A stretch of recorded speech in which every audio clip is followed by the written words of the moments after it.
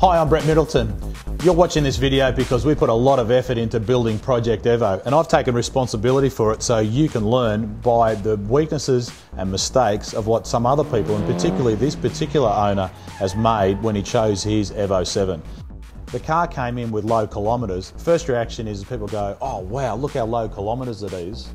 Then they go, well, is this too good to be true? Have they turned the clock back? Well, in actual fact, typically Japanese cars have very low kilometres on them, but often they are, in the case of this car, well over 4 years old. So what happens is it might have had oil change and oil filter replaced, but what it hasn't had, and what we found out in this particular car, was cam belt change, idler belt for the balance shaft, rear diff oil, transfer case oil, gearbox oil, AYC fluid for the active yaw control, and the list goes on. Spark plugs, fuel filter, and all the common checks. So what happens is you have a car that is brought in with what on the outside looks reasonably good, clean and tidy, but in actual fact inside it's a bit of a ticking time bomb, because if that cam belt breaks, you're looking at probably a $10,000 engine rebuild.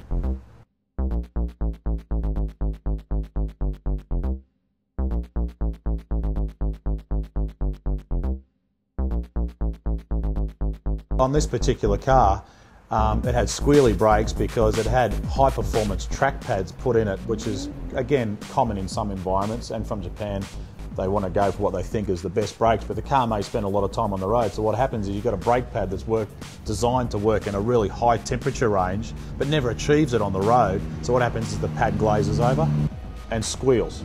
So that was the first thing we needed to fix. Not only did we find the brake pads need to be replaced, but the brake rotors, because when we measured them, they were below what we called minimum thickness. Now, a brake rotor being the brake disc, or the shiny bit of spinning metal in behind your wheel, that's the part that the brake pads clamp onto, which is also partially sacrificial in that it wears out over time. So in this case, obviously what we recommend is the DBA range of high performance rotors. So what we did was put brand new MRT sports pads in it, which is a pad that we designed and we've been selling and using for a long period of time. Hardly ever get any squeal problems. Good for spirited driving on the road on the occasional track day with a good price. With the DBA rotors, it's got a higher quality content in the steel and the iron when it's physically made. It's heat treated, it's got heat proof paint on it, so you know how it performs and what it's going to do, and for the occasional spirited track day it's a really good solution.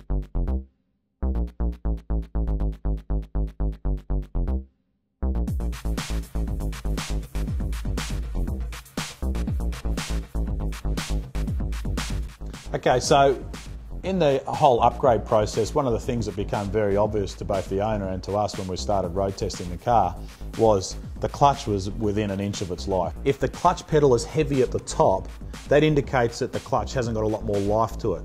A clutch as it wears out, the pedal effort moves up the clutch pedal. So if you've got to push your foot all the way to the floor to be able to disengage the clutch, then that means the clutch has probably got good life in it. But if it's right at the top, then it's getting a little bit tight. In this particular case, we fitted one of our high-spec road-designed heavy-duty MRT performance clutches, which is good for the occasional track day, but really good from a long life point of view. And the good thing is it's a little bit cheaper than factory standard, but it's got really good warranty terms, and we give a guarantee with it. And it's not ridiculously heavy pedal effort, which you don't want in a car, particularly when you're driving around town and in city traffic.